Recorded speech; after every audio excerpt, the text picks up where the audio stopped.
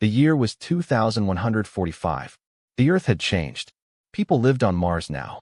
They also had homes on the moons of Jupiter and Saturn. Humans were reaching for the stars, but they had never met anyone out there. Not yet. Captain Alex Morgan stood on the asterisk bridge, asterisk of the horizon, his eyes fixed on the vast darkness ahead. The ship hummed silently around him. After months of travel, they finally arrived at Alpha Centauri, the closest star system to Earth. No human had ever made it this far before. "Captain, all systems are normal," said First Officer Kate Daniels. She was tall, with short brown hair and eyes that didn't miss anything. "We are ready to begin our system research." Alex nodded. "Let's make history then." The asterisk horizon asterisk has deepened into the system. The crew of 30 was excited but nervous. They were trained explorers, the best Earth had to offer, but they were still the first to go beyond its solar system. Greg Winters, the science officer, shouted from his post.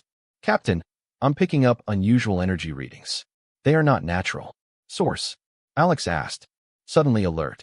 "Unknown, but they are getting stronger. Whatever it is, it's big and it's moving toward us." The bridge was silent. Alex gripped the arms of the chair. "Shall we prepare to leave, Captain?" Kate asked calmly. Before Alex could respond, the stars in front of them seemed to bow. A tear opened in space, shining with blue light.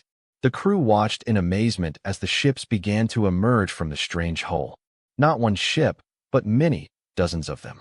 They were elegant and silvery, unlike anything built by human hands. "My God," Greg whispered, "we're not alone." Communications specialist Maria Lopez's console lit up. "Captain, we are receiving a transmission. I think they're trying to talk to us." "Pass it on," Alex ordered, standing up. The main screen flickered and then showed a face that wasn't human.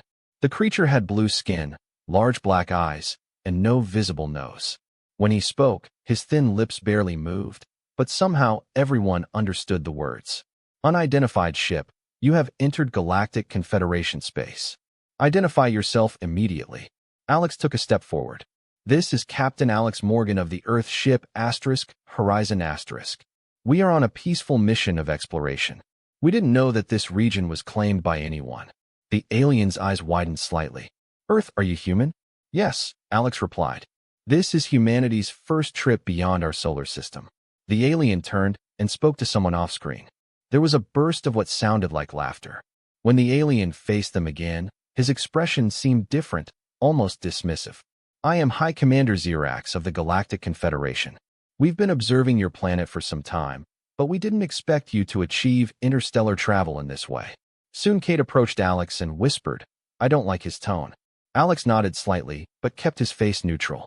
"We are honored to make first contact with your Confederation, High Commander." "Yes," said Weld Xerax. "We have protocols for emerging species. You will follow our escort to the nearest outpost for processing." "Processing?" Alex asked. "Simply diplomatic procedures. We must evaluate new species before they can be considered for probationary membership in our Confederation." The crew exchanged glances. This was not how they imagined their first contact. "We will be happy to meet with your representatives," Alex said carefully, "but first we must inform Earth about this development." Xerax made a gesture that could have been a shrug. "Of course. Although I must warn you that their communication technology is quite primitive. You may not be able to get to your house from here." Greg checked his instruments and frowned. "He's right, Captain. Our signals will not reach Earth from this distance." Alex thought for a moment. "Then we accept your invitation, High Commander. We look forward to learning more about the Galactic Confederation." "Excellent," replies Xerax said. "Follow our lead ship." "And Captain Morgan?" "Yes. Try to keep up. We don't want you to get lost in space." The screen went dark. Kate turned to Alex. "They think we are primitive. They think we're just people," Alex said, watching as the alien ships moved in formation around the asterisk's horizon. "Simple and common people."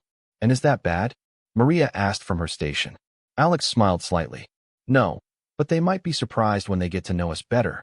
The horizon's asterisk followed the alien fleet into the unknown, carrying humanity's first ambassadors to the stars. The trip to the Confederation Center took 3 days. Alex and his team spent this time preparing. They studied the stars outside their windows and tried to learn what they could from what little information Xerax shared with them. "It's bigger than I expected," Kate said as they approached the center. The structure was enormous. It looked like a Ferris wheel in space with spokes connected to a central core. Thousands of ships moved around him like bees around a hive. Lights of all colors shone on its surface. It must be home to millions of people, Greg said, his eyes wide with wonder. Their ship was guided to a small docking area in the outer ring. When they left, the air smelled different. Not bad, just weird. Gravity felt a little lighter than Earth's. Xerax was waiting for them with 2 other aliens.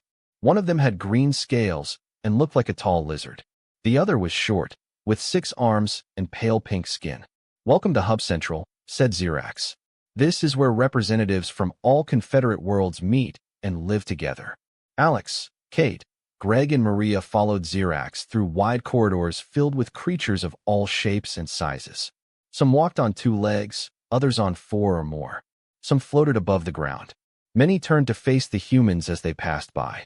"They're looking at us like we're zoo animals," Maria whispered. "We are new to them," Alex responded, "just as they are to us." Xerax led them to a small room with basic furniture. "These will be your accommodations during your stay. The Confederation Council will meet with you tomorrow to assess your species." After Xerax left, the humans examined their new home. It was small and simple. "Not exactly the royal treatment," Kate said. Greg was using a small device to scan the room. "The air is safe for us, but it is being filtered. I think they're worried that we might transmit disease. Or maybe they are protecting us from their diseases," Maria suggested. Alex sat on one of the beds. "Either way, we need to learn more about this place." "Greg, what did you notice on the way here?" Greg picked up his tablet. "I noticed a pattern in the way different aliens were treated. Some had better ships, nicer clothes, and more respect from others." Maria nodded. "I saw this too. It's like they have a rating system. And I think we're close to the bottom." They spent the rest of the day exploring the areas they were able to visit. The center was amazing. There were gardens with plants from hundreds of worlds, markets that sold strange foods and products, and technology beyond their understanding. But Greg noticed something else. "The way they look at us is not the way just curiosity. It is a shame." Kate finished it for him. "They think we are primitive." At dinner, they sat in a large room with other aliens. The food was strange but edible. A group of tall, thin aliens with silver skin sat at a nearby table, watching them. One of them approached. "You are the humans?" "Yes. I am a meal of the Araxians. We are curious about your species. What would you like to know?" Alex asked. "Is it true that you only live for 100 years? That you only discovered space travel in the last century? That their bodies cannot regenerate lost lenses?" The questions continued, each one making it clear that the Confederacy viewed humans as simple, short-lived creatures. Later, in her quarters, Maria found something interesting on her tablet. "Yes, I have learned to read their common language. There is a database of all species in the Confederation. Look where they put us." The screen showed a classification of all known intelligent species. Humans were near the bottom, listed as Class D, limited potential. "They judged us before they even met us," Kate said angrily. "Then we'll just have to show them who we really are." Alex replied, "Tomorrow we meet with the council. Let's make sure they remember this." That night, while the others slept, Greg stayed awake. He was carrying out tests on the air, water, and materials around him. Something wasn't right. The readings on human biology in the Confederation database were wrong. Very wrong. "They don't understand us at all," he whispered to himself. "And that could be our advantage." 3 months have passed since humans arrived at the center. They learned a lot about the Confederacy, but their status did not improve. They were still seen as simple, almost imperceptible creatures. Alex was sitting in a small meeting room with representatives of 5 alien species. They were discussing trade routes, but no one asked for their opinion. His communicator rang. It was Kate. "Captain, you need to get to level 8 immediately. Something is happening." Alex excused himself and ran to the elevator. Level 8 housed one of the main chambers of the reactor that powered the center. When he arrived, he found chaos. Alarms sounded. Aliens ran in all directions. Kate was with Greg near a closed door. "What is happening?" Alex asked. "Reactor malfunction," Greg explained. "The cooling system has failed and radiation is leaking into the chamber. Auto repair drones can't fix it." A tall alien with metallic skin approached them. Alex recognized Trelva, the center's chief engineer. "The situation is critical," Trelva said. "If the reactor is not stabilized soon, half of the hub could lose power. Worse, The radiation could spread. Can't someone go in and fix it manually? Alex asked. Trelva's eyes lit up. Radiation levels are fatal.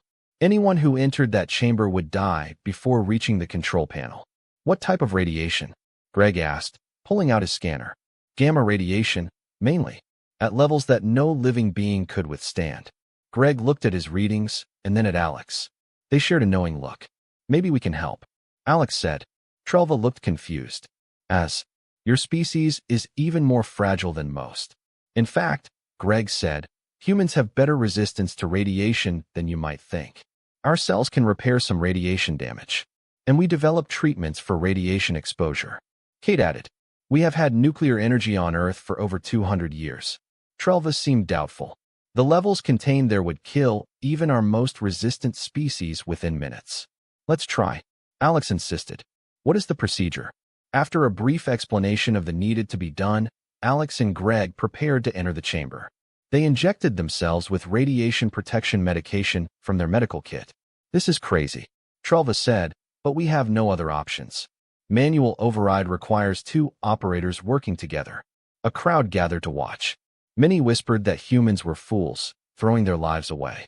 You have a maximum of 10 minutes before fatal exposure. Trelva warned when the door opened. Alex and Greg entered the chamber. The air glowed with radiation. Warning lights glowed red on the opposite wall. They quickly went to the control panels. The work was difficult. Their hands began to shake and they felt indentations, the first signs of radiation sickness. How are you feeling? Alex asked Greg as they worked.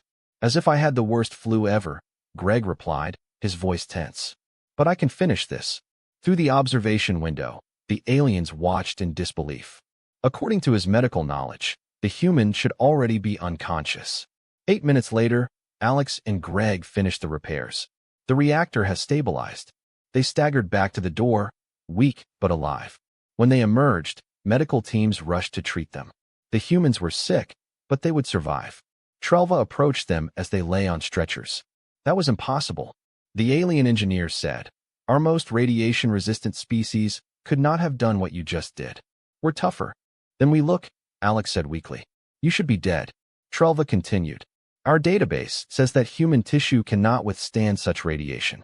Your database is wrong, Greg managed to say before the medical team took them away. Later, in the medical ward, Maria and Kate visited them. You should see how they are looking at us now, said Maria. It's different. Word is spreading around the hub. About what? Alex asked. About humans, Kate replied. They are calling you those who have passed through death. Trelva has been asking all kinds of questions about Earth. They didn't think we were anything special, Greg said. Now they're not so sure. And that, Alex said with a smile, is just the beginning. Alex and Greg recovered quickly from the radiation exposure, much faster than the alien doctors expected. A week after the reactor incident, they were back in service. Trelva invited them to a private meeting in a small laboratory on level 12. The tall, metallic-skinned engineer seemed different now, more respectful, more curious. I hope you're feeling well, Trelva said as the humans entered the lab. We're fine, Alex replied. Our bodies are good at healing. Trelva nodded. This is exactly what I want to discuss. Your unexpected resilience. Greg noticed scientific equipment scattered around the room. Do you want to study us? If you allowed it, yes. Its survival has raised many questions among our scientists. Kat crossed her arms. It means you proved your data about humans wrong. Yes, Trelva admitted. And I must understand why. Will you help me? The humans agreed. Over the next few days, they allowed Trelva and a small team of alien scientists to perform tests. Blood samples, exams, physical exercises. The aliens were surprised by what they found. Its cellular repair mechanisms are remarkable, Trelva explained one night as they reviewed the results. And its resistance exceeds all predictions. Earth is a difficult place to evolve, Greg explained. Our gravity is stronger than most habitable worlds. Our sun produces significant radiation. We survive natural disasters, diseases, climate change. You adapted to all of this naturally. I asked a little alien to see called Pax without genetic engineering. Completely natural, Kate confirmed. Just normal evolution over millions of years. The aliens exchanged looks of surprise. There is nothing unusual about this, Trelva said. Most species in the Confederation evolved on much milder worlds. We modify ourselves to survive in more hostile environments. You simply endured them. The news began to spread. Other scientists requested meetings with humans. Different alien species have brought questions upon Earth. How did humans live in so many different climates? How could they eat such a wide variety of foods? How do they recover from injuries so quickly? Maria noticed something changing too. The way other species treated them in the hallways. There were fewer disdainful glances, more curious glances. They are starting to see us differently, she said to Alex as they walked through the central market. It's about time, Alex said. But I'm worried about something else. It's been 3 months since we arrived. Earth must be wondering what happened to us. I'm trying to send messages home, Maria said. But the Confederation's communication system is complex. I can't tell if anything is happening. That night, a new visitor arrived at his quarters. A tall, thin alien with dark purple skin and 4 eyes. He wore the uniform of the High Council of the Confederation. I'm Counselor Len, it said. I was sent to learn more about Earth. What would you like to know? Alex asked. Oh, Len replied. Your planet, your story, your biology. The board is re-evaluating human classification. Why the sudden interest? Kate asked. Len's 4 eyes blinked in sequence. Because you are an anomaly, a kind of what we would classify as a world of death. A planet too harsh for most civilized life. However, you appear peaceful and cooperative. This is unusual. World of death, Greg repeated. The Earth is beautiful and full of life. For you, perhaps, said Len. For most species, Earth would be a nightmare of high gravity, dangerous radiation, extreme weather, and aggressive life forms. The humans looked at each other in surprise. You're saying we're tough because our planet is tough? Maria asked. Precisely, Len said. And some board members find that troubling. Species in these environments are typically violent and unpredictable. We can be, Alex admitted. But we choose not to be. Len looked impressed. That's what makes it most interesting of all, and potentially very valuable to the Confederation. When Len left, the humans noticed that their status was changing. They were no longer just curiosities. They were becoming something else in the eyes of the Confederacy. Something unexpected. Something significant. Maybe even something feared. News about humans spread quickly throughout the center. Some aliens wanted to meet them. Others kept their distance. The human team noticed these changes, but also something more worrying. Our access to communications has been restricted. Maria told Alex one morning. I can no longer send messages to Earth. Alex frowned. Are you sure it's not just a technical problem? I am sure. Someone deliberately cut off our access. That same day, Kate reported another problem. We are being followed. 2 guards watch our quarters at all times. When I tried to visit level 6 yesterday, they stopped me. We are no longer guests, Greg said. We are prisoners. Alex decided to confront Trelva about this. The alien engineer became almost a friend. Trelva found them in a quiet corner of the central garden. The metallic-skinned alien seemed nervous, looking around as if worried about being seen. Yes, you are being watched, Trelva admitted. There are disagreements about humans in the Conselho. What kind of disagreement? Alex asked. Some see their kind as valuable potential allies. Others see you as dangerous. Trelva lowered his voice. The Draxan faction is particularly concerned. Who are the Draxans? Greg asked. A powerful military species, they have great influence on the council. They believe that species from inhospitable worlds should be controlled. Kat crossed her arms. You mean subdued? It's happened before, Trelva said sadly. The Draxans find a promising species and ensure it develops under the Confederation's guidance. It's called protective supervision. Sounds like a pretty name for conquest. Alex said. You understood correctly. Maria joined them. Breathless. Captain, I contacted some of the service workers on the lower levels. They told me something important. The service workers were little, 6-armed aliens named Rennie. They cleaned and maintained the center, but were largely ignored by higher status species. What did they tell you? Alex asked. Earth is not the first world the Confederacy has encountered with Death World species. There were others. Most were placed under protective supervision. Some resisted and went. She paused. Contained. Contained how? Greg asked. In quarantine. The Confederacy has placed shield satellites around their worlds. Nobody gets in or out. Alex straightened up. They can't do that to Earth. We have colonies on Mars, Europe, Titan. We are a space-traveling species now. Very young, Trelva said. The Draxans believe they can still isolate your solar system before spreading further. The humans were silent as they absorbed the news. There's more, Maria continued. Rennie told me that a second human ship was detected entering Confederate space 3 days ago. From Earth. Kate asked, surprised. They must be looking for us. Alex turned to Trelva. That is true? Is another human ship coming? Trelva's metallic skin glowed with what appeared to be discomfort. Yes. Your father's people sent another ship when you didn't return. The Draxans have already sent ships to intercept it. We need to warn them, Alex said urgently. Maybe I can help. Trelva offered. But it's dangerous. If the Draxans find out I helped you. We understand the risk, said Alex. But that's our people out there. They have no idea where they are heading. Later that night, while most of the hubs were lounging around, Maria worked with Trelva at a small communications center. They managed to send a brief warning message to the approaching Earth ship.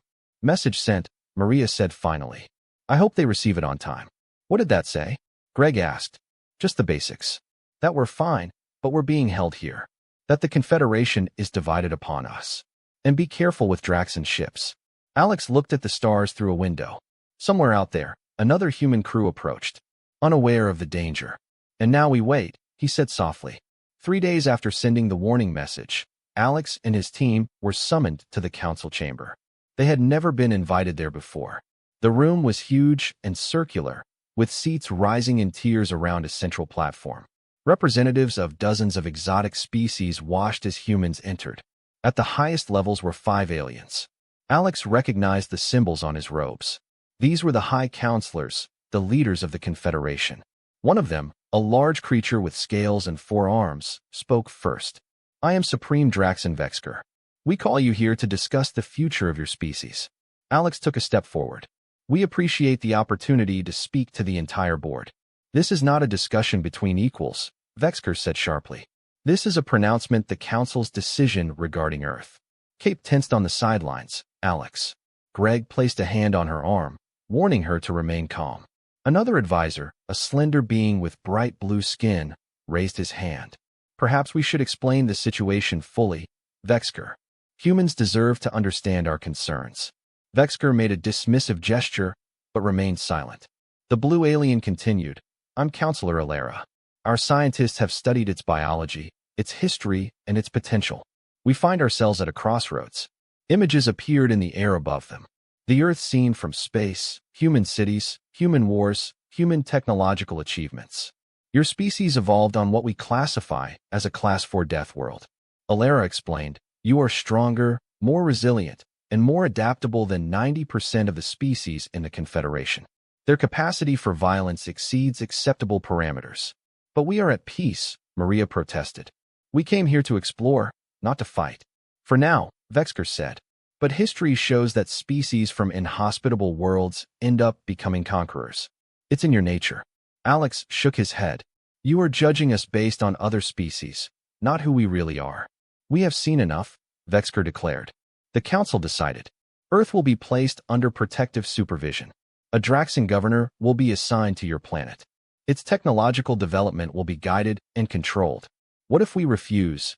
Alex asked, his voice firm despite his anger. Then Earth will be contained. No ships entering or leaving. No communications. Isolated until they accept our guidance. The chamber fell silent. The humans looked at each other, shocked by the ultimatum. This is not a unanimous decision. Counselor Ilera observed. Some of us believe that humans have great potential as allies, not as subjects. The majority has spoken, Vexker insisted. Alex took a step forward. With respect, you do not have the right to make this decision. Earth is not part of your confederation. We are a free and independent world. Its free demands where the security of the Confederacy begins, Vexker replied. You have 3 days to accept our terms. After that, the Draxan fleet will depart for your solar system. As the humans were led out of the chamber, they noticed Trelva waiting in the hallway outside. Come quickly, engineer whispered. There is news about your other ship. They followed Trelva to a small monitoring room. On a screen, they saw an Earth ship approaching the outer edge of Confederate space. The asterisk strives for the asterisk, said Maria, recognizing the drawing. They understood our message. They delayed their approach. Draxan ships are moving to intercept. Trelva said, pointing to several rapidly moving dots on the screen. We need to contact them directly. Alex said, "Can you provide us with a secure channel?" Trelva hesitated. It would be considered treason against the council's decision. "Please," Greg said. "Their lives could depend on it." After a moment, Trelva nodded. "I will help you, but we must be careful. The Draxons have supporters everywhere." While Trelva worked on the communication system, Alex gathered his team. "This situation has gotten much worse," he said calmly. "We need to make a plan." "What type of plan?" Kate asked. "We're stuck here and Earth is about to be invaded or isolated." Alex's expression was determined. "So we need to show the Confederacy exactly why Deathworld species are so dangerous when threatened." Trelva managed to establish a secure channel for the Asterisk venture. The face that appeared on the screen was that of a woman with short, gray hair and serious eyes. "This is Commander Sam Rivera of the land ship Enterprise *. Who am I speaking to?" "Commander, this is Captain Alex M. Horizon Organ. We have been detained in the Confederation Center for months. The situation is critical." Alex explained everything quickly. The Confederacy, the Draxons, the ultimatum. Sam listened intently, his expression growing darker. "So they want to rule the Earth or completely isolate us?" She asked when he was done. "Yes, and they have the technology to do it. Their ships are already moving to intercept you." Sam nodded. "We received your warning message. That's why we've slowed down our approach." "What's your plan, Captain?" "We need to show the Confederation that humans are not just interesting animals in a mortal world. We need to show them who we really are." "And how do we do this?" Before Alex could respond, alarms began to sound. The door to the communication room opened. 6 Draxon guards stood there, weapons raised. "They're all under arrest for conspiracy against the Council," the lead guard announced. Trelva took a step forward. "This is a mistake. I brought these humans here with the Council's permission." "We have our orders," said the guard, pushing Trelva aside. What happened next shocked everyone in the room. Kate moved faster than anyone thought possible. She grabbed the first guard's gun and withdrew it. Greg picked up a heavy tool from the bench and threw it with perfect precision, hitting another guard in the head. Alex tackled 2 guards at the same time. Despite their greater size and strength, they could not keep up with their rapid movements. Maria slid under a table and came out the other side, tripping the 5th guard with a cable. In less than 30 seconds, 5 of the 6 guards were taken down. The last one backed away, eyes wide with fear. "As," he stuttered. "You are only human." "That's where you're wrong," Kate said, reaching for a second gun. "We are not just anything." On the screen, Commander Rivera watched in surprise. "I see you've been making friends, Captain. It is complicated," Alex replied, turning back to the screen. "Commander, I need you to approach the center, but with caution. The Draxons will try to stop you, and we need you to transmit something to Earth." "What is that?" "A warning. Earth needs to prepare for possible Confederate interference and needs to know what we have learned about Confederate technology." River wrote it down. "Understood. We will be there in approximately 6 hours. Can you hold on until then?" "We'll have to do it," Alex said. "And Commander, bring all weapons online, just in case." After ending the broadcast, Alex turned to his team. "We need to move. More guards will come soon." "Where can we go?" "How?" Greg asked, helping Trelva to her feet. "They control the entire hub." "Not the entire center," said Maria. "Rennie showed me the maintenance tunnels that run throughout the station. The highest status species never go there." "Good idea," said Alex. "Trelva, are you coming with us? It's not safe for you here anymore." The alien engineer nodded. "I chose my side. Draxon's weight is wrong. Your species deserves freedom." As they moved towards the maintenance entrance, alarms continued to sound. Throughout the center, advertisements in multiple languages declared a security alert. "What's the rest of your plan?" Kate asked as they entered the dark tunnel. "We can hide, but we cannot fight the entire Confederation. We don't need to fight them all," Alex replied. "Just make enough noise for everyone to notice." "Note what?" Greg asked. "That humans are not just intelligent animals from a difficult planet. We are people who will fight for our freedom, and we are much more dangerous than they think." In the hub's control center, Supreme Draxon Vexker watched security footage of humans defeating his guards. "Find them," he ordered. "Find them now." For 6 hours, Alex and his team travel were the center's maintenance tunnels. Rennie's workers helped them by showing them secret paths and hiding places. These little aliens had been ignored by the powerful species for so long that they knew every forgotten corner of the station. The Enterprise is coming soon, Alex told his team as they gathered in a large maintenance room. We need to be ready. Ready for what? Asked a little Rennie called Pick. The Draxons have sealed all the docks. Your ship cannot land. They will find a way, Alex said confidently. And when that happens, we need to be there. More aliens join them. Not just Rennie's workers, but others as well. Species that have been classified as limited or inferior by the Confederation hierarchy. They had heard of the humans who fought the Draxons. Trelva was working on a small device. I accessed the hub's communication system. You can broadcast a message to the entire station if you wish. Perfect, said Alex. But first we need to get to the main council chamber. Kate looked at him in surprise. This is the most heavily guarded area right now. Exactly. That's why they don't expect us to go there. With the help of their new allies, they headed towards the center of the center. Twice they encountered Draxon patrols, but each time the humans proved too fast, too strong, and too clever to be captured. They don't really understand what they are dealing with. Greg said that after they escaped the second patrol, they still think we're just running away and hiding. We're not, Alex replied. We are hunting. When they finally reached the outer doors of the council chamber, they found it guarded by 20 Draxon soldiers. And now? Maria whispered. Before Alex could respond, the alarm sounded again. But these were different. Ship proximity alerts. The Endeavor has arrived, Trelva said, checking a datapad. But something is wrong. There are several Earth ships, not just one. Multiple, Corporal asked. With screams throughout the center, everyone could see the same thing. The Endeavor had arrived, but he was not alone. 5 other Earth ships appeared alongside it. They were hiding behind a small moon, waiting. Commander Rivera brought friends, Alex said with a smile. Earth must have sent more search parties than we thought. The Draxon guards backed away from the council chamber doors, distracted by the new crisis. This was their chance. The team entered. The chamber was full of council members arguing loudly. On the main screen, they could see the Earth ships maintaining position outside the center's defense perimeter. Supreme Draxon Vexker barked orders. Prepare all weapons. These humans showed their true nature. They came with a battle fleet. This is not a battle fleet, Alex shouted as his team entered the Sea Hammer. These are exploration vessels, like the Horizon The room fell silent as everyone turned to face the humans. How did you get here? Vexker demanded. You still don't understand, do you? Alex said, walking to the center of the chamber. You classify us as survivors of the world of death, but you underestimate what that means. Trelva handed the communication device to Alex. With the press of a button, your voice would be broadcast throughout the hub. This is Captain Alex Morgan of Earth, he began. To all species of the Confederation, we come here in peace, seeking friendship. Instead, we encounter prejudice and threats. He looked directly at Vexker. We could fight you. As you have seen, we are very good at this. But that is not what we choose to be. Alex turned to address the entire council.